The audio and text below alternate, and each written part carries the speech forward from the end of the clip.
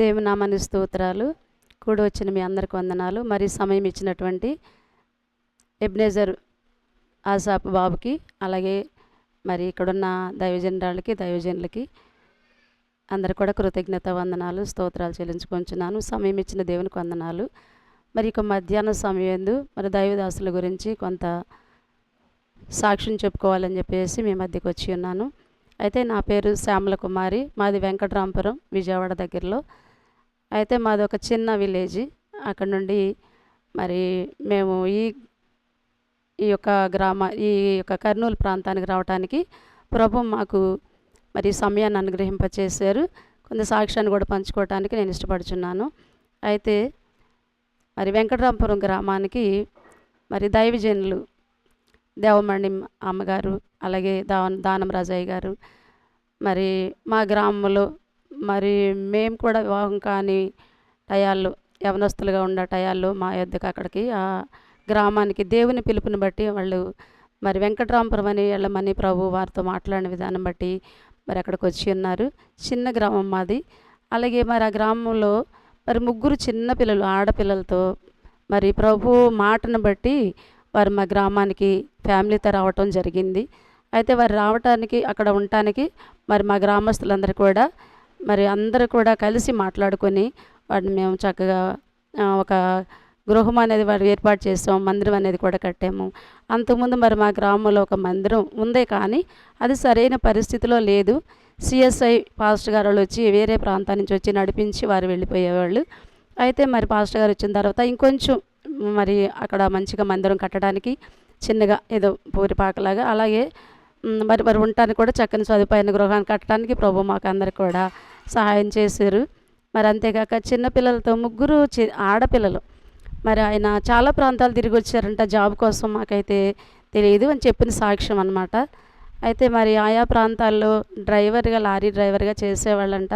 ఇంకా ఇతరత్ర ఎక్కడికైనా జాబ్ కోసం అని వెళ్తూ ఉంటే 7 జతల చెప్పులు నాకు అరిగిపోయినాయి అమ్మ, జాబ్ ఎక్కడ నాకు దొరకలేదు, నేనైతే చదువుకున్నాను, 3 పిల్లలను పోషించుకోవాలి అని చెప్పేసి ఆయన మాతో సాక్ష్యాన్ని పంచుకుంటూ ఉండేవాళ్ళు.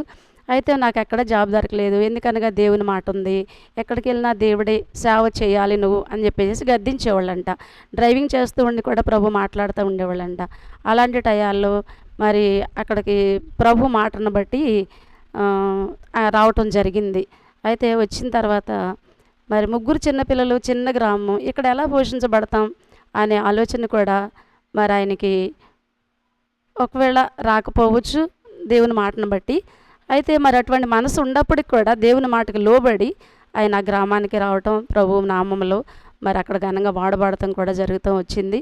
అయితే మరి ఆ 3 చిన్నపిల్లలతో మరి ఫ్యామిలీ అంతా అక్కడ ఉంటూ ఉండగా మరి చాలా చక్కని సువార్త ప్రకటిస్తూ వచ్చారు. మరి మా సంఘం కూడా అసలు మాకు దేవుడు చేసిన మేళ్ళేంటి, లేకపోతే ప్రార్థన చేయటం ఏంటి, అంత లోతైన అనుభవం మాకైతే లేదు.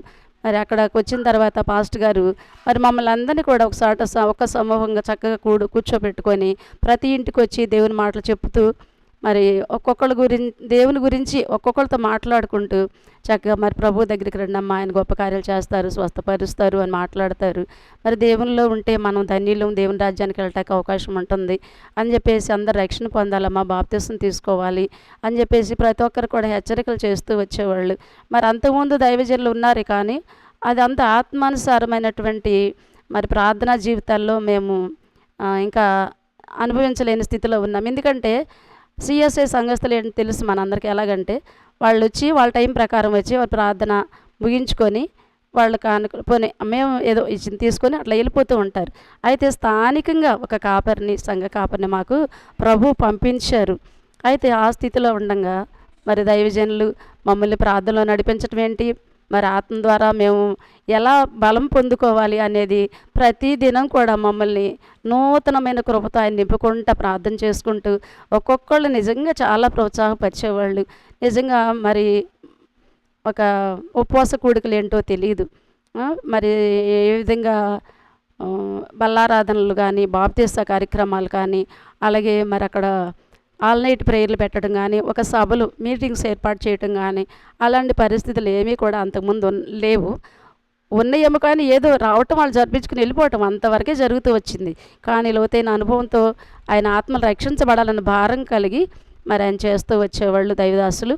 అయితే మరి అటువంటి పరిస్థితుల్లో మేము కూడా చక్కగా దేవునికి ఆయనకి ఎటైతే మేము సహకారులుగా ఉండగలుగుతామో అంతగా మేము కూడా సహకరించాం. సంఘస్థులం అందరం కూడా చాలా భారం కలిగి ఒక బాధ్యతగా అక్కడ రక్షణ పొందాలి గ్రామస్తులందరూ అని చెప్పేసి చాలా భారంతో ప్రార్థన చేస్తూ ఉండేవాళ్ళు.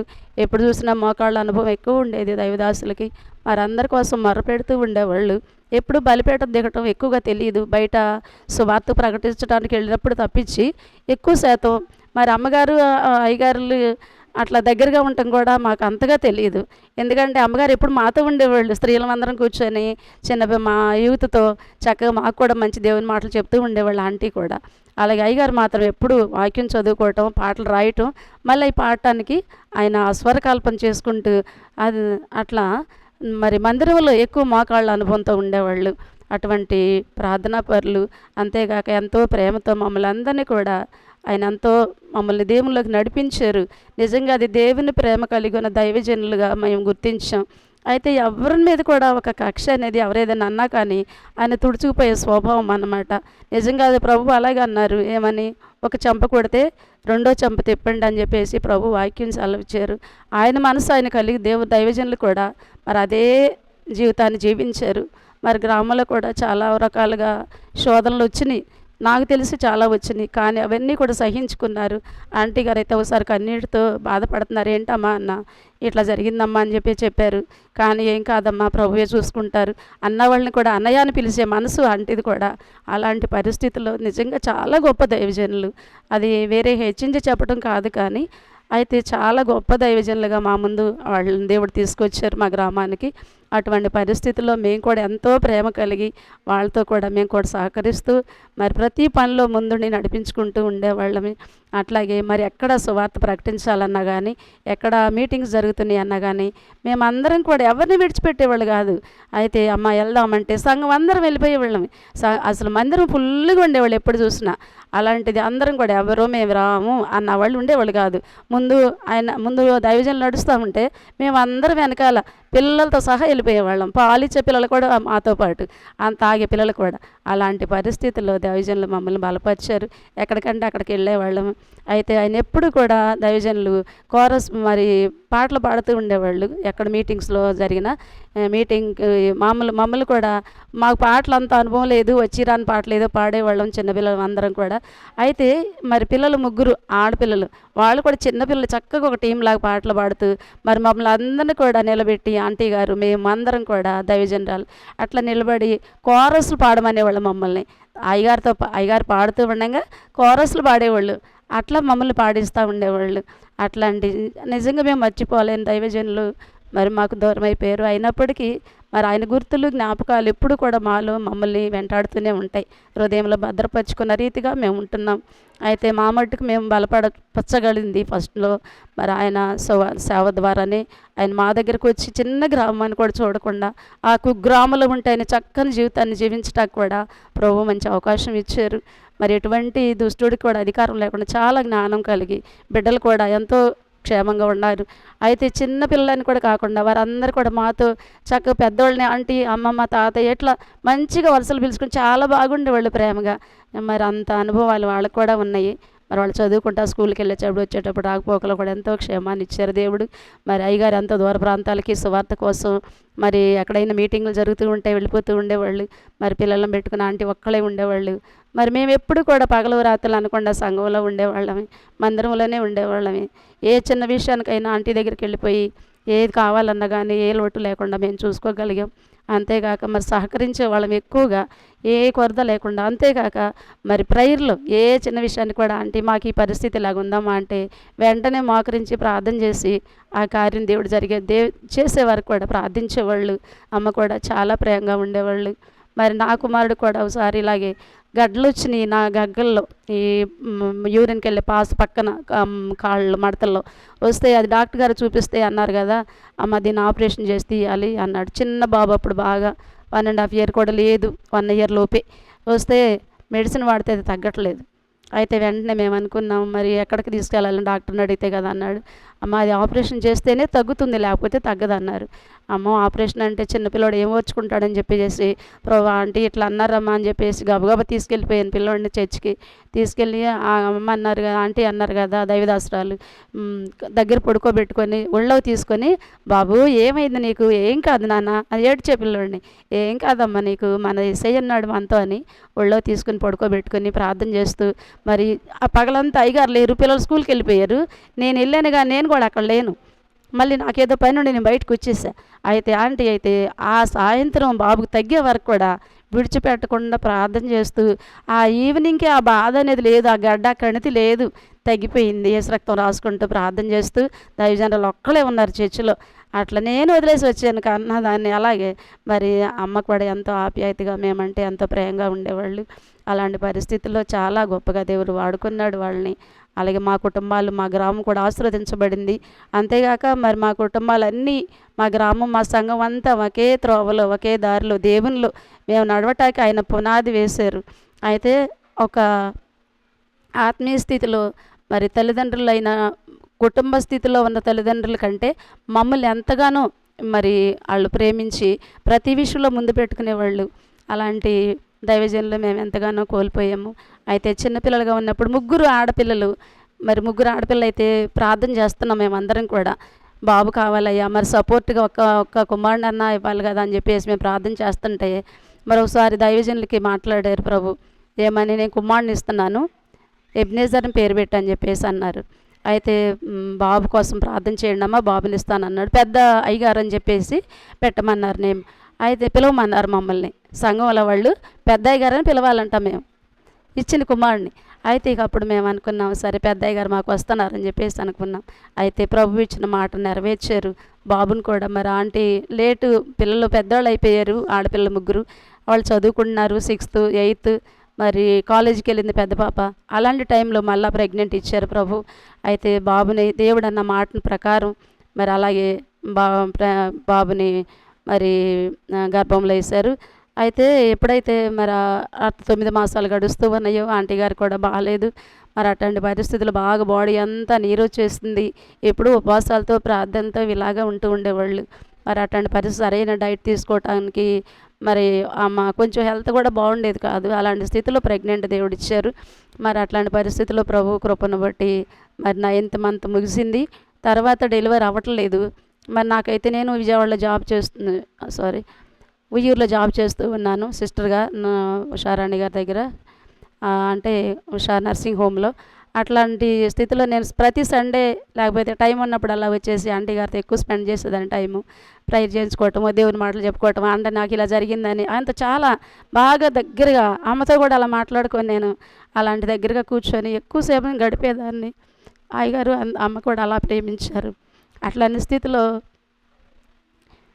మరి అంత బాధపడుతూ ఉన్నారు ఒకరోజు అయ్యగారు అయితే లేరు మీటింగ్స్కి వెళ్ళారు చాలా దూరం 4 రోజులు ఉంటానన్నారంట అయితే నేను సండే డ్యూటీ చేసుకుని మధ్యాహ్నం నుంచి వచ్చాను మండే డ్యూటీకి వెళ్ళాలి మళ్ళీ ఆ డ్యూటీకి వెళ్ళే విషయంలో సరే బ్యాగ్ అక్కడ పెట్టేసుకున్నాను మళ్ళీ ఊరు కూడా అదే అయితే ఇంటి దగ్గర పెట్టేసి ఆ అమ్మ దగ్గరికి వచ్చాను నేను ఆంటీ దగ్గరికి వచ్చిన తర్వాత ఏంటమ్మా ఎట్లా ఉన్నారు ఏంటి వందనాలమ్మ అని చెప్పేసి అంటే ఆమె ఎక్కడో మాట్లాడుతున్నారు మూలుగుతా ఆంటీ ఏంటి అలాగ ఉన్నారు ఏంటమ్మా అని చెప్పేసి అంటే వెంటనే అన్నారు కదా నాకు బాగాలేదురా పెయిన్స్ వస్తున్నాయమ్మా నాకేంటో బాగోట్లేదు పొత్తికడుపు అంత నొప్పి వస్తుంది కాళ్ళు లాగేస్తుంది శ్యామలా అన్నారు అవునా అమ్మా ఏమైంది ఎప్పటి నుంచి వస్తుంది నొప్పి అంటే ఇట్లా వస్తుందమ్మా అయ్యగారు లేరు మరి ఇంటి దగ్గర మరి నేను ఒక్కదాన్నే ఉన్నాను మరి ఎవరికి ఈ విషయాలు తెలియదు నేను ఎవరికి చెప్పుకోలేదు అని చెప్పేసి అన్నారు ఆంటీ మీరు ఇలా ఉండొద్దు ఇంటి దగ్గర నేను తీసుకెళ్తాను మరి ఎక్కడికి వెళ్దాం అనుకుంటున్నారు అన్న మీ ఆలోచన ఎలా ఉందంటే అమ్మ అన్నారు కదా నాకేం తెలియదు శ్యామలా నేను ఎక్కడికి వెళ్ళాలని కూడా నేను డిసిషన్ తీసుకోలేదు ఆలోచన లేదు నాకు అన్నారు నేను అన్నాను కదా మరి మా హాస్పిటల్ తీసుకెళ్ళిపోతాను అంటే వస్తారా అన్న మరి వెళ్దాం శ్యామలా నువ్వే తీసుకెళ్ళమ్మా నువ్వు అయితే అక్కడ దగ్గర ఉంటావు కదా అన్నారు సరేనమ్మా వెళ్ళిపోదాం మరి ఇప్పుడు వెళ్దామని చెప్పేసి అన్ని సర్దేసుకొని వెంటనే 7:30కి బస్సు ఉంది మాకు ఇక్కడ మా వెంకటరామపురం నుంచి ఉయ్యూరు ఇంకా ఆ బస్కి వెళ్ళిపోయాను యాక్చువల్గా అయితే ఆ నైట్ నేను డ్యూటీకి వెళ్ళను ఆ మధ్యాహ్నం నుంచి వచ్చేసి మండే మార్నింగ్ వెళ్తానమాట అలాంటిదే దేవుని కృపను బట్టి మరి ఆమెకి అందుకోసమే దేవుడు ఆ రోజు నన్ను అక్కడ పంపించారేమో లేకపోతే డ్యూటీ కూడా సండే కూడా డబుల్ డ్యూటీ వేస్తారు మాకు అలాంటిది వచ్చాను అయితే వెంటనే అమ్మగారిని తీసుకొని మళ్ళీ హాస్పిటల్కి వెళ్ళటం జరిగింది. వెళ్ళిన తర్వాత మరి అక్కడ సండే కదా, డాక్టర్స్ లేరు. ఆమె కూడా ఊరెళ్ళారు పని ఉండి. అలాంటిది ఎవరూ లేరు. మరి వచ్చిన తర్వాత సిస్టర్స్ మరి ఆమెకి ఫోన్ చేసాం డాక్టర్ గారికి. చేస్తే మరి సండే కదా శ్యామల, ఈ పూటకి చూడు, మీరు ఉన్నారు కదా, సీనియర్లు ఉన్నారు కదా, మీరు చూసుకోండి, ఎలా ఉందో నాకు చెప్పండి, తర్వాత చూస్తానేని అన్నారు. ఆ నైటే అబుద్దేమో అన్నంత ఫీలింగ్. ఎందుకంటే పెద్ద పెద్ద నొప్పులు వస్తున్నాయి, బాగా స్ట్రాంగ్గా వస్తున్నాయి పెయిన్స్. ఏమాత్రం కూడా మరి డెలివరీ అవ్వటానికి అవకాశమే లేదు. అయితే బాగా ఎడిమ వచ్చేసింది, నీరు వచ్చింది, బాడీ అంతా ఫుల్గా టోటల్గా పైనుండి కిందకి ఇంత లావున అయిపోయారు మనిషి. అలాంటి స్థితిలో ముఖమంతా కూడా ఉబ్బిపోయింది, కళ్ళు కనిపించట్లేదు. నాకే భయం వేస్తుంది ఆంటీని చూస్తే. అమ్మ ఇట్లా అయిపోయారు, వారు కనీసం నీరు నడవటకైనా ట్యాబ్లెట్ వేసుకోపోయారు ఆంటీ అని అంటే నాకు తెలియదమ్మా అన్నారు. సరే ఆ మాటకి మేము వెళ్ళిన తర్వాత ట్యాబ్లెట్స్ ఇంజెక్షన్స్ ఇమ్మన్నారు, డాక్టర్ గారు ఇచ్చేసాము. ఆ నైట్ అంతా పెయిన్స్ కోసం అబ్జర్వేషన్ చూసాము, రాలేదు, ఏమి డెలివరీ అంత ప్రోగ్రెస్ లేదు. అయితే ఉదయాన్నే చూసేటప్పటికి అప్పుడు కూడా లేదు. అట్లా 3 days గడిచిపోయినాయి, 2 days గడిచిపోయినాయి. గడిచిపోయిన తర్వాత డాక్టర్ గారు అన్నారు, శ్యామల 2 days చూసావు నార్మల్ డెలివరీ కానీ మరి నార్మల్ డెలివరీ అయిన సూచనలు ఏమీ లేవు. అంతే మాకు కింద సర్వీక్స్ అని ఓపెన్ అవ్వాలి, ఇంత డైలటేషన్ అని ఉంటుంది, అది లేదు, ఏమీ లేదు శ్యామల, మరి ఏం చేద్దాం, క్లోజ్ అయిపోయి ఉందని చెప్పేసి అన్నారు సర్వీక్స్. అయితే మేము ఆ టైంలో మరి ఏం చేద్దాం మేడం అని చెప్పేసి మాట్లాడుకున్నాం. మాట్లాడితే సర్జరీ కంపల్సరీ శ్యామల, సిజేరియన్ చేయాల్సి వస్తుందమ్మా, మరి బేబీకి ప్రాబ్లం అవుద్ది అని చెప్పేసి అన్నారు. అయితే కాదు మేడం, అట్లయితే ప్రమాద స్థితిలోకి మాత్రం రానివ్వద్దు, చేసేద్దాం మేడం అని చెప్పేసి అన్నా. మరి సంతకాలు పెట్టాలమ్మా, ఎవరున్నారు అన్నారు. అంటే నేను అన్నా, సైన్ చేయటానికి లేరు, పాస్టర్ గారు లేరు ఊర్లో, మరి వేరే ప్రాంతానికి ఇట్లా సభలు జరుగుతుంటే వెళ్ళారంట, నాకు తెలియదు మేడం అని చెప్పేసి అన్న. ఆమెను అన్నారు కదా, మరి ఏం చేద్దాం శ్యామల, ఎవరు పెడతారు, తరపున ఎవరు, మరి ఆమెకి సంతకాలు సైన్ లేకుండా మరి మనం చేయకూడదు కదా, నీకు తెలుసుగా, మరి ఏదైనా జరిగిన సీరియస్ కేసు అని చెప్పేసి హై బీపీలో ఉందన్నమాట. అంటే ఇక ఎక్లాంషియా కేసు, అంటే ఫిట్స్ వచ్చే అవకాశాలు ఉన్నాయి. అంటే ఆ టైంలో సరే నేను అన్నాను, మేడం నేను పెడతాను సైన్ అన్నా. మరి సంఘస్థులు కూడా ఎవరు రాలే, నేనే తీసుకెళ్ళానుగా, శ్యామల చూసుకుంటుంది అనుకుంటున్నారు ఇక వాళ్ళు. తర్వాత వచ్చారు డెలివరీ అయిన తర్వాత. సరే నేను అన్నాను కదా మేడం, నేను పెడతాను అన్న. అంటే మరి సరే నువ్వు సైన్ పెడతావు, ఏదైనా రిస్క్ అవుతుంది, ప్రాబ్లం వస్తుంది, మరి మనీ కూడా కట్టాల్సి ఉంటుంది కదా అన్నారు. మనీ విషయం నేను చూసుకుంటాను మేడం, మీరు అట్లా దైవజనులు కదా, నేను వేరే అంటలేదు, వేరేగా చెప్పట్లేదు నేను ఈ సాక్ష్యం, ఎందుకంటే దేవుడు చేసిన కార్యం అది.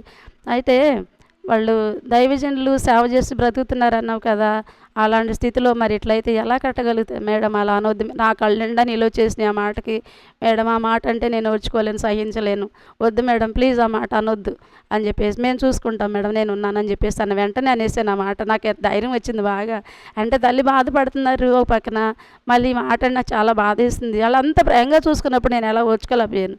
అదంటే వెంటనేగా సరే శ్యామల, నువ్వు అంత ధైర్యం చేసావు కనుక నేను తప్పకుండా తీసుకుందాం కేసు అని చెప్పేసి వెంటనే థియేటర్లోకి తీసుకెళ్ళటానికి అంత ప్రిపరేషన్ చేసాం, తీసుకెళ్ళాం, అంత అయిపోయింది. చక్కని దేవుడు మరి ఏదైతే బాబుని ఇస్తానని ప్రభు మాట్లాడారో, మరి అదే మాకు బిడ్డను ప్రభు ఇచ్చారు, ఆయన వాగ్దానం నెరవేర్చారు. మరి దైవదాసులు మరి ఎలా వచ్చారో దేవుడు తీసుకొచ్చారు, మీటింగ్స్కి అయిపోయినాయేమో, ఆ సాయంత్రం మరి ఇంటికి వెళ్ళి వచ్చారో ఎలాగో మాకైతే తెలియదు, ఫోన్లు కూడా లేవు ఆ టైమ్స్లో, ఆ దినాల్లో. అయితే మందిరాన్ని ఇక్కడికి హాస్పిటల్కి వచ్చేసారు డైరెక్ట్గా. మరి వచ్చిన తర్వాత ఇట్లా వచ్చారమ్మా, మరి అయ్యగారంట అని చెప్పేసి ఆయాలు వచ్చి నాకు చెప్తున్నారు. నేను అనుకున్నా, అమ్మ టైంకి వచ్చారు అని చెప్పేసి నేను చాలా సంతోషపడ్డాను. అయితే ఇక వెంటనే ఎప్పుడైతే క్లీన్ చేశాను, ఎదురు చూస్తా అసలు ఎంత ఎదురు చూస్తూ ఉన్నారు ఇక అయ్యగారు అయితే సంతోషంగా.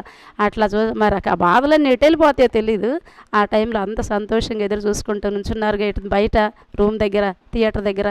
అప్పుడు వెంటనే నేను బయటికి వెళ్ళి ఆ బాబుని అంతా క్లీన్ చేసి నీట్గా క్లాత్లో చుట్టేసేసి తీసుకెళ్ళి, అయ్యగారు బాబు ఇదిగో అని చెప్పేసి, బాబునిచ్చాడు దేవుడు అని చెప్పేసి ఇలా తీసుకెళ్ళిస్తుంటే, బాబు ఎబ్నేజర్ దేవుని వాగ్దానం నెరవేర్చబడిందమ్మా అని చెప్పేసి అన్నారు. వెంటనే మరి ఎంతో సంతోషంతో మేము కూడా ఎంతో దేవుని స్తుతించుకున్నాం. అలా దేవుని స్తుతించుకున్నాం. అయితే చాలా సంతోషాన్ని చూడగలిగాం దైదాసులు ముఖంలో. అయితే అమ్మగారు కూడా చాలా సేవ్ అయ్యారు, దేవుడు తన ఉచిత కృపను బట్టి తల్లి బిడ్డనిద్దరిని కూడా మరి దేవుడే సేవ్ చేశాడు, క్షేమంగా ఉంచారు. మరి ఈ దినాల్లో ఇప్పుడు మరి అక్కడి నుంచి మా గ్రామంలో పరిచర్య చేస్తూ మరి బాబుకి 5వ సంవత్సరం వచ్చే వరకు కూడా మరి అక్కడే ఉన్నారు అనుకుంటున్నాను. నేనైతే పెద్దగా లేను ఇంకా అక్కడ, వేరే విజయవాడలో జాబ్ చేసుకుంటున్నాను. ఇంకా ఇక్కడ ఉయ్యూరులో చేసినప్పుడు 1 వీక్ ఒకసారి వచ్చి వెళ్తూ ఉండేదాన్ని మీటింగ్లు అప్పుడు, లేకపోతే నైట్ టైం ఎప్పుడైనా ఖాళీగా ఉంటే, లేదంటే ఎప్పుడైనా బల్లారాధన కార్యక్రమాలకి అలా వచ్చి వెళ్తూ ఉండేదాన్ని. స్థానికంగా మాత్రం నేను లేను ఆ గ్రామంలో. అయితే అది పుట్టినూరు అనమాట, నేను పుట్టినూరు అమ్మ వాళ్ళది. అట్లా నేను అక్కడ నుండే వెళ్ళిపోయి విజయవాడలో ఉన్నాను. తర్వాత విజయవాడ బాబు పుట్టిన తర్వాత విజయవాడలో స్టార్ట్ చేసుకున్నాను జాబ్ చేసుకోవటం. అయితే బాబు మరి కొంచెం పెద్దవాడైన తర్వాత నేను అక్కడ లేను. అయితే చిన్నప్పుడు ఉయ్యాల వేసిన టైంలో మాత్రం నన్ను పిలిచారు, కానీ నేను వచ్చాను రాలేదు, నాకు అది గుర్తులేదు, రాలేకపోయాను అనుకోండి. ఎందుకంటే సీజేరియన్లు అప్పటికప్పుడే సీరియస్ కేసులు వస్తూ ఉండేవి, పంపించేవాళ్ళు కాదు దేనికి కూడా కొంత, అట్లా కొంచెం మిస్ అయ్యాను. అయితే పిల్లలు కొంచెం చిన్న పిల్లలుగా అక్కడ మరి 10th ఇంటర్మీడియట్ పెద్ద పాప వచ్చింది. అయిపోయిన తర్వాత మరి దైవదాసులకి కొంతకాలం అక్కడ మా గ్రామంలో వెంకటరాంపురంలో సేవ చేస్తూ ఉండగా మళ్ళా తిరిగి కర్నూలు ప్రాంతానికి, అదే ఊరు నాన్న ఇప్పుడు మనం దూపాడు, ఆ దూపాడు ప్రాంతంలో మరి దైవజనులు, బంధువులు, రక్త సంబంధికులు అందరూ ఇక్కడే ఉన్నారు.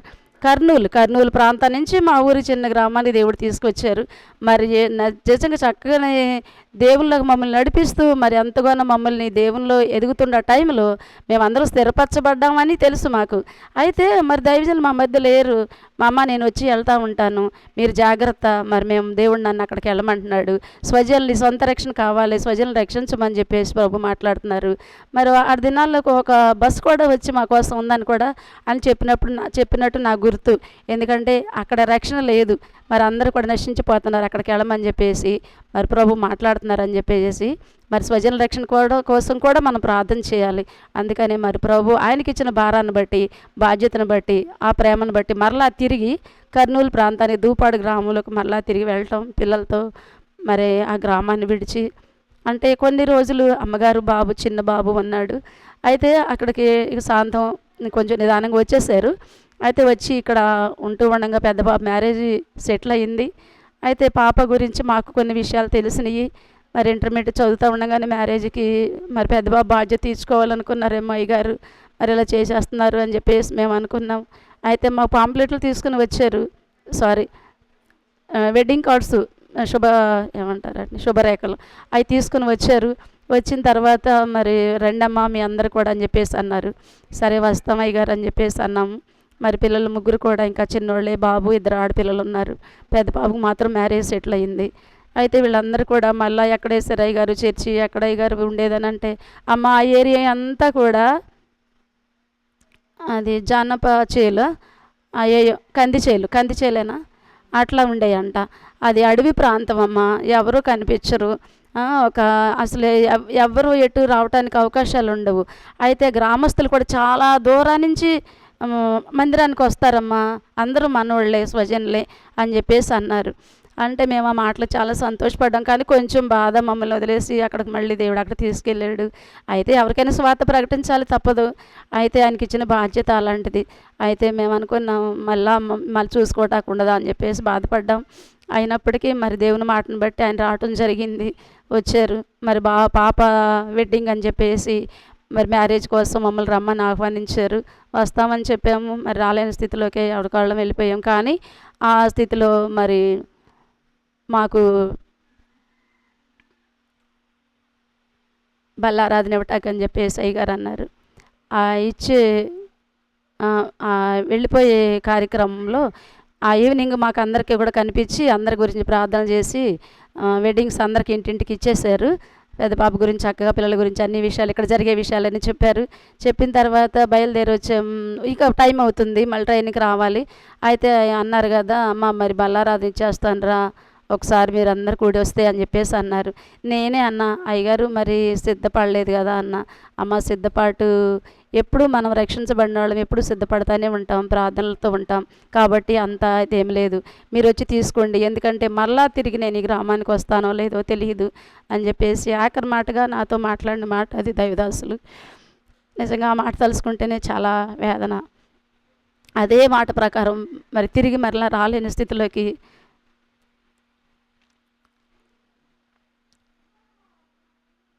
ఆ మాట నెరవేర్చబడింది. అయితే ఇక్కడికి వచ్చిన తర్వాత మరి పాప మ్యారేజ్ అయిపోయింది. తర్వాత పాపను పంపించి బంధువులతో కూడా కలిసి అందరూ మరి అత్తగారింటికి పంపించిన తర్వాత తిరిగి ఇంటికి వచ్చారంట.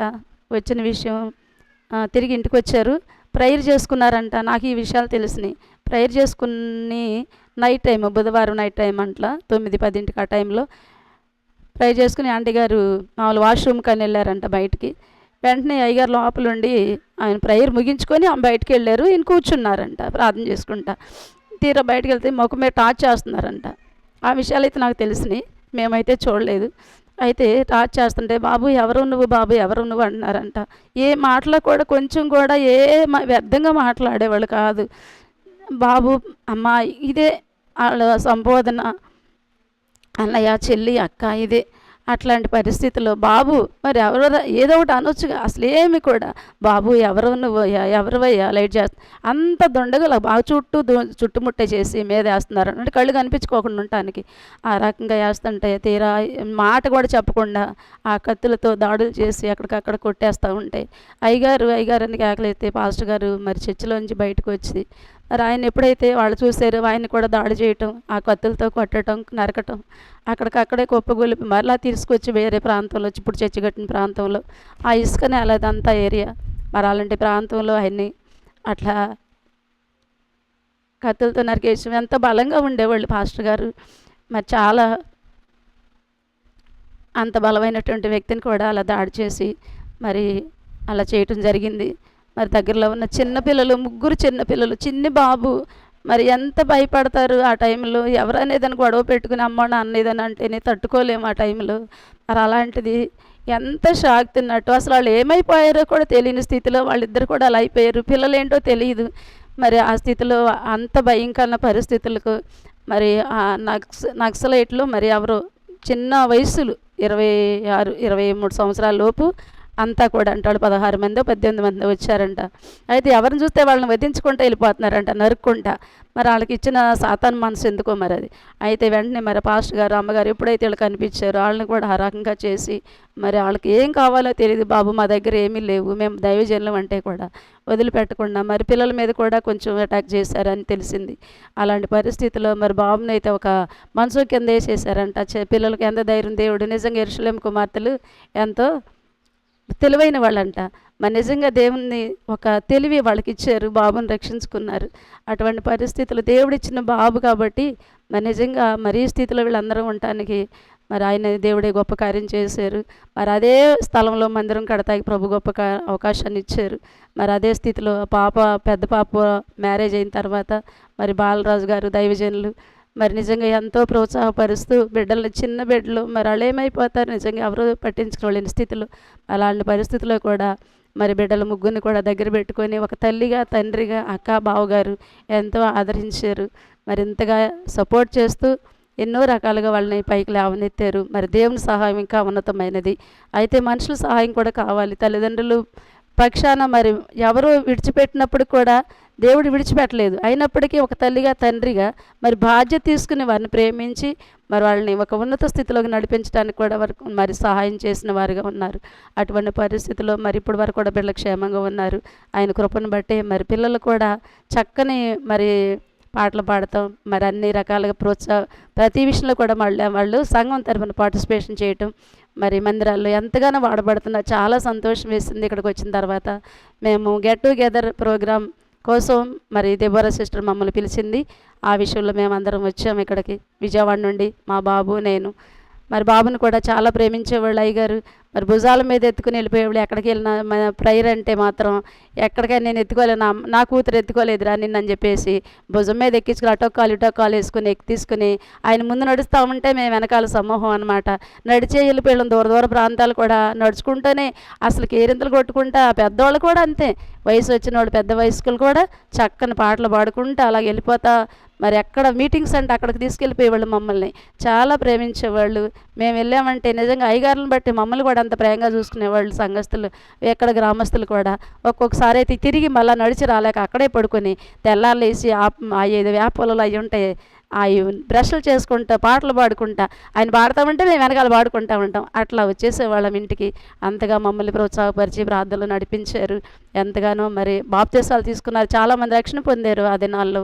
మరి అట్లాగే అసలు ఏం తెలియని వాళ్ళు కూడా మరి అన్ని జిల్లు కూడా మార్చబడ్డారు. అట్లాంటి గొప్ప కార్యాలు మా గ్రామంలో జరిగినాయి. మరి దేవుని దర్శనాలు, దేవుడు మాట్లాడే విధానం అంతా కూడా మరి దైవజనులు అక్కడికి వచ్చిన తర్వాతే నా మటుకు నేను అట్లాగే చాలామంది తెలుసుకున్నారు.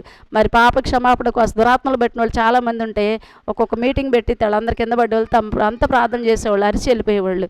అలాంటి పరిస్థితి. అలాగే నా మేనల్లుడు అన్నయ్య గారు అబ్బాయి కూడా ఒకరోజు బాగా భయంకరంగా మోషన్స్ అవుతామని 9th month. అయితే ఎక్కడికి వెళ్ళినా అయ్యంటే ఆకులు కడుతున్నారు, ఇంజెక్షన్స్ అవి ఇస్తున్నారు, అయినా తగ్గట్లేదు. నేనే నా చేతితో ఇస్తున్నా ఇంజెక్షన్స్, మెడిసిన్స్ డాక్టర్స్ ఇస్తుంటే అది చేస్తున్నారు, ఏం తగ్గట్లా. ఇక్కడ నుండి అక్కడ కొట్టంలాగా కొడతా ఉంటే భయంకరంగా వస్తుంది. మా ఆ టైంలోనే 5 రోజులు ఫాస్టింగ్ ప్రేయర్స్ అని పెట్టారు పాస్టర్ గారు వాళ్ళు. పెడితే అందరం ఐక్యపిస్తున్నాం, అందరం వెళ్ళిపోయాం. ఇంట్లో ఉండేవాళ్ళం కాదు. ప్రేయర్ అన్న ప్రేయర్ మీటింగ్ అన్న ఇంట్లో ఇల్లంతా ఖాళీలే, ఇంకా చర్చే మాది, చర్చ్ కాంపౌండ్కి మేమే అక్కడ అట్లా ఉండేవాళ్ళం. ఇక ఆ స్థితిలో ప్రేయర్లు చేస్తూ ఉంటే ప్రభు మాట్లాడారు. అందరు చేతులెత్తి బాగా ఆరాధన చేస్తున్నారు. చేస్తూ ఉండే టైంలో నేను, మా బాబు కూడా చిన్నోడు 9th month, ఆయన ఏడుస్తున్నాడు. బాగా హల్లు చెప్పుకుంటూ బాగా ఎక్కువ కేకలు పెడితే ప్రార్థన చేస్తున్నారు. చేస్తూ ఉండి అందరూ ఆత్మతో నింపబడుతున్నారు. సరే నేను అట్లా మోకరించలేక, మోకాళ్ళ మీద ఉండలేక బాబుని ఒళ్ళో పెట్టుకుని పాలించుకుంటా ఇట్లా ఉండి ప్రేయర్ చేస్తుంటే దేవుడు నాతో మాట్లాడుతున్నాడు స్వరం ఇచ్చి. ఏమని? మా వదిన గారు బాబుని ఎత్తుకుని నాకు ఎదురుగుండా నుంచుంది. నాకు దర్శనంలో పట్టబగలేం ఆరాధనలోనే కనిపిస్తున్నారు. కనిపిస్తే నేను అన్నాను, ఏంటయ్యా మా వదిన కనిపిస్తుంది, ఏంటయ్యా బాబు కనిపిస్తున్నాడంటే, కాటూరు మేరీమణి 2వ కుమారుడికి మరణం, నువ్వు వెళ్ళి చెప్పు, లేకపోతే నీకు శిక్ష అని చెప్పేసి నాతో మాట్లాడుతున్నారు. అమ్మో నాకు శిక్ష ఏంటి, మరణం అని చెప్పేసి నేను ఎలా వెళ్ళి చెప్పను వాళ్ళకి అని చెప్పేసి అని చెప్పి అని భయపడుతున్నాను నేను. మరణం అని అన్నయ్యకి వదిన చెప్తే ఎవరైనా కొడుకు మరణం అంటే ఎవరు ఓర్చుకోలేరు కదా. అప్పుడు నేను వెంటనే అనుకున్నాను, మరి ఎవరికో చెప్పాలి, నాకు అర్థం అవ్వలేదు. అయితే ఆ రోజే ఈ పాప క్షమాపణ అంతా అయింది. కొంతమందికి చాలామంది ఉన్నారు మందిరంలో, వాళ్ళందరూ కూడా ఒక వేరే ఏరియా కాలువ గట్టుకి ఎక్కడికో ఏర్లు ఉంటాయి, అక్కడ తీసుకెళ్ళి బాప్తీసాలు ఇప్పించాలి రక్షించబడిన వాళ్ళందరికీ. వారి యొక్క దేవుడిచ్చిన క్షమాపణ బట్టి బాప్తీసాల కార్యక్రమాలు పెట్టుకున్నాం 5వ రోజు. ఆ 5వ రోజే దేవుడు నాతో ఈ పిల్లోడి గురించి మాట్లాడుతున్నాడు, మా మేనళ్ళ గురించి. నేను అప్పుడు అన్నాను, ఎవరితో మాట్లాడాలి, ఎవరితో చెప్పాలి ఈ విషయం. నేను వెళ్ళి డైరెక్ట్గా అన్నయ్య కుదిరి చెప్తే వాళ్ళు భయపడిపోతారు, అట్లా అంటే కూలిపోతాడు అన్నయ్య, అసలు వచ్చుకోలేడు అని చెప్పేసి నేను అనుకున్నాను. అక్కడ ఆంటీ గారి దగ్గరికి వచ్చి, అమ్మగారి దగ్గరికి ఆంటీ అంటాను ఎప్పుడు అదే వస్తుంది. అయితే అమ్మగారి దగ్గరికి వచ్చి, అమ్మ ఇట్లా మరి దేవుడు నాకు ఇలా బయలుపరిచారు, ఇట్లా స్వరం ఇచ్చి మాట్లాడారు, మేడమని 2వ కుమారుడికి మరణం అంటున్నారు, మరి నేను ఏం చేయను అని చెప్పేసి అన్న. అయితే అమ్మ ఇంటికి వెళ్ళి ప్రార్థన చేద్దామన్నారు. అంటే ప్రేయర్ చేయటానికి అని చెప్పేసి ఒక ఉరుటూరు నుంచి ఒక మామగారు వచ్చేవాళ్ళు. ఆ మామగారు మరి అమ్మగారు అనుకుంటా పేరు. అయితే ఆ మామగారు వచ్చారు. ఆ మామగారిని తీసుకొని అయ్యగారు, నేను, అమ్మగారు మొత్తం వెళ్ళాం అక్కడికి. ఇంటికి వెళ్ళాం ప్రేయర్ చేయటానికి. చేస్తే వెంటనే నాకైతే దేవుడు ఏది బయలుపరిచాడో ఆ మామగారికి కూడా అదే బయలుపరిచాడు దేవుడు. ఆ మామగారికి కూడా ఉరుటూరు నుంచి ఆ మామగారికి కూడా అదే బయలుపరిచారు.